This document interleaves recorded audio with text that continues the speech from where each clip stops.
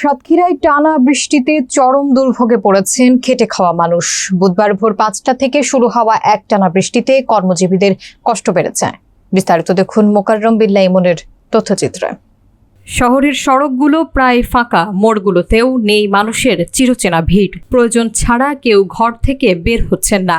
যারা বের হয়েছেন তারাও কাজে যেতে না পেরে হতাশ হয়ে ফিরছেন। সাতক্ষীরা সদর উপজেলার দিনমজুর তরিকুল ইসলাম বলেন, প্রতিদিনের রোজগারে সংসার চলে। আজ আয় না হলে পরিবার না খেয়ে থাকবে। ইজি বাইক চালক রবিউল বলেন, সকাল থেকে রাস্তায় বের হয়েছি কিন্তু যাত্রী নেই, গাড়ি নিয়ে দাঁড়িয়ে আছি। ভ্যান চালক মিজানুর রহমান বলেন, ভ্যানে ছাতা নেই, নিজেরাও ভিজে যায়, তাই বের হওয়াও সম্ভব না। আবহাওয়া অধিদপ্তরের সাতক্ষীরা কার্যালয়ের ভারপ্রাপ্ত কর্মকর্তা জুলফিকার আলী জানান, বৃষ্টি আরও কয়েকদিন চলতে পারে, সঙ্গে বজ্রপাতের সম্ভাবনাও রয়েছে।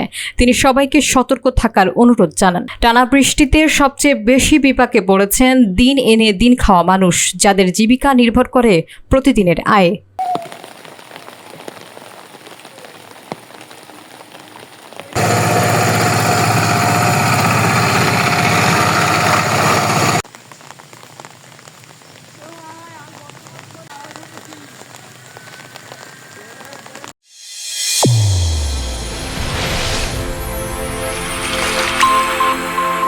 চ্যানেল A1 হৃদয়ের স্পন্দন।